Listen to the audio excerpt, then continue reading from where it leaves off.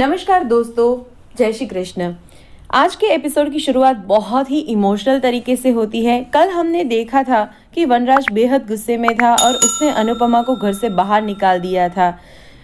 अनुपमा रोती बिलखती वहीं बैठ गई थी। आज के एपिसोड की शुरुआत होती है समर वनराज यानी कि उसके पापा को समझाता है कि पापा मशीन भी खराब हो जाती है, जबकि मम्मी तो 24 घंटे हमारा पूरा ध्यान रखती है। उसे भी हंसने बोलने का, बाहर जाने का हक है, पर हम इतना गुस्सा हमें नहीं करना चाहिए। पर वनराज वो बात नहीं समझता है और समर पर वो गुस्सा हो जाता है और उस पर हाथ उठा देता है। तभी उसके बापूजी उसको रोक देते हैं और बोलते हैं कि गलतियां इंसान से ही होती है। तेरी माँ दिन भर में कितनी सारी गलतियां करती है, पर मैं क्या उसे बाहर निकालता हूँ। तभी वो लीला का हाथ पकड़कर उसे बाहर निकालने की कोशिश करता है और लीला भी बोल पड़ती है कि बस करिए, ऐसे कोई अपनी पत्नी को क्या घर से बाहर निकालता है भला। ये वनराज सुन लेता है और सुनकर थोड़ा सा शॉक हो जाता है। उसको रियलाइज़ होता है कि अनुपमा को घर से बाहर निकालकर उसने गलती की है, पर अकड़ के मारे वो दरवाज़ा नहीं खोलता है। दरवाज़ा खुलता तो है पर समर खोलता है।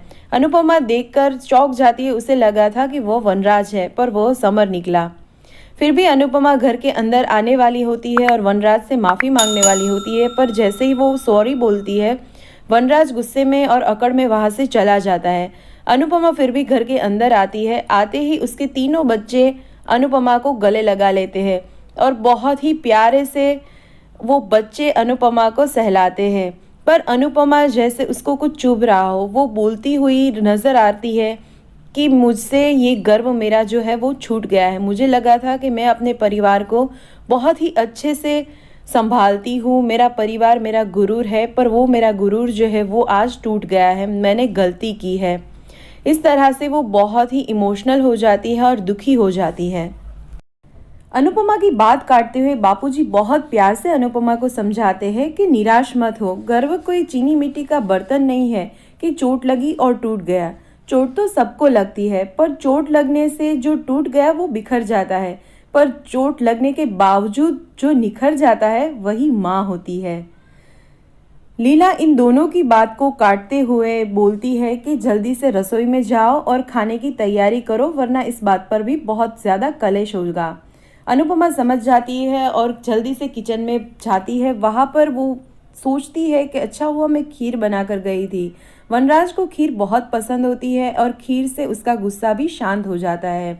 तो वनराज के लिए सारी तैयारियां करके अनुपमा बहुत खुश हो जाती है। इधर हम देखेंगे बा और बापूजी यानी कि लीला और बापूजी के बीच में बहुत ही प्यारी सी नोकझोंक होती है।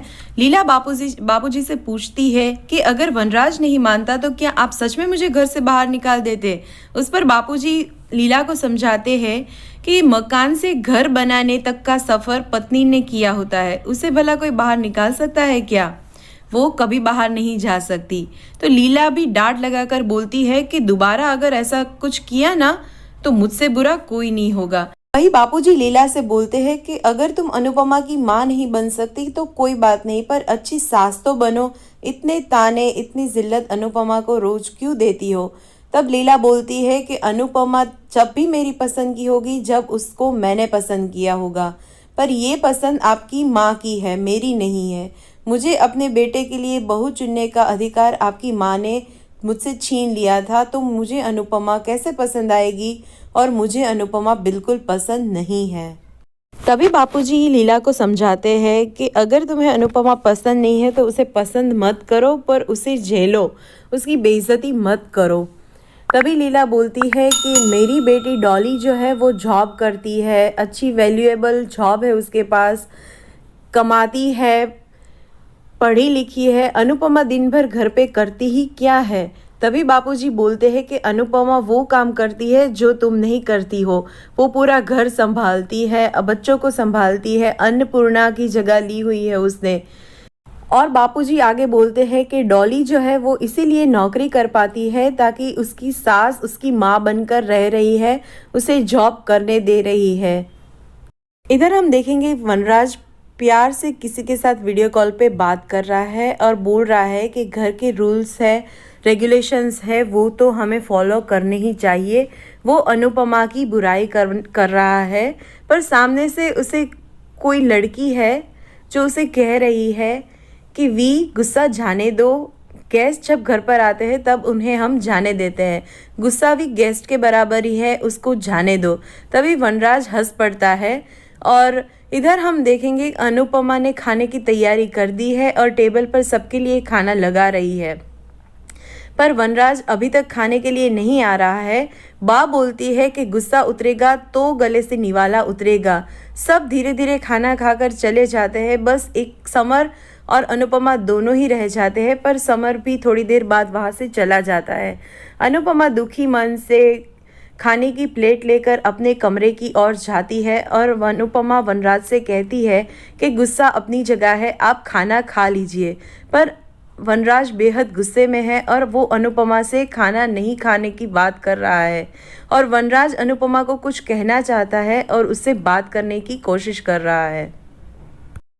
वनराज बोलता है कि मेरी जो जिम्मेदारी है वो मेरी फैमिली है और कोई कमी ना रहे, तुमको कोई कमी ना रहे, मेरी फैमिली को कोई कमी ना रहे, ये देखने की मेरी ये जिम्मेदारी है, जबकि तुम्हारी जिम्मेदारी है घर चलाना, फैमिली का ध्यान रखना।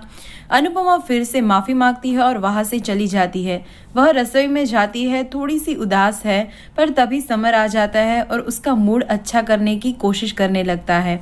अनुपमा समर को बताती है कि आज पूरे दिन उसने क्या किया। वो बताती है कि वो अपनी सहेलियों के साथ गई थी, वहाँ उससे बहुत सारी बातें की, डांस किया, बहुत मज़ा किया। डांस का नाम सुनते ही समर कहता है, अरे वाह, वहाँ किया तो यहाँ क्यों नहीं। अनुपमा और समर एक साथ डांस करने लगते हैं। वह दोनों किचन में बहुत सारी मस्ती करते हैं। तभी 12 बज जाते हैं। अनुपमा कुछ सोचने लगती है और फिर वहाँ से चली जाती है। सुबह होती है। अनुपमा बहुत अच्छे से तैयार होने लगती है, मानो आज कोई बहुत अच्छा दिन हो। वो सबको याद करवाती है कि आज 18 फरवरी है और आज कुछ खास है, पर कोई भी फैमिली वाला उसकी बात जो है वो समझ नहीं पाता है। तभी अनुपमा की माँ का फ़ोन आता है और वो अनुपमा को बधाई देती है क्योंकि आज अनुपमा का जन्मदिन था। वो गाना गाती है, अनुपमा को हैप्पी बर्थडे विश करती है और फिर अनुपमा को कुछ काम याद आता है और अपनी माँ का फ़ोन वो रख देती है। फिर से वो चूड़ियों को टाई से मैच करने लगती है और वहाँ से रसोई में चली जाती है। रसोई में जाते ही झिलमिल देखती है और झिलमिल अनुपमा की बहुत तारीफ़ कर रही है क्योंकि आज अनुपमा ने बहुत अच्छी और नई वाली साड़ी पहनी थी। फिर झिलमिल जो है वो उसके बालों में फूल लगाती है और कहती है कि अब आपका जो ये लुक है वो पूरा हो चुका है। तभी वह बा आ जाती है और बहुत गुस्सा करती है क्योंकि अनुपमा ने नई साड़ी पहनी हुई है। वह अनुपमा को ताना मारने लगती है कि ये साड़ी क्या तेरी फैमिली वालों ने दी है, क्या इसके ड्राई क्लीन के पैसे फैमिली वाले देंगे। पर फिर भी अनुपमा कुछ नहीं बोलती है और वो बा के पैर छूती है। वो भी याद करवाने की कोशिश करती है कि बा आज कुछ खास है, पर बा को याद नहीं आता है और वो वहाँ से चली जाती है। बाहर समर होता है। वो अनुपमा को देखकर एकदम चौंक जाता है क्योंकि अनुपमा बहुत ही सुंदर लग रही थी। वो अनुपमा के साथ फोटो खिंचवाना चाहता है, दोनों एक साथ सेल्फी खींचते हैं। तभी वनराज आ जाता है। फिर से अनुपमा जो है वो वनराज को अपने जन्मदिन को याद करवा रही है, पर अभी तक वनराज को ये बात याद नहीं आ रही है।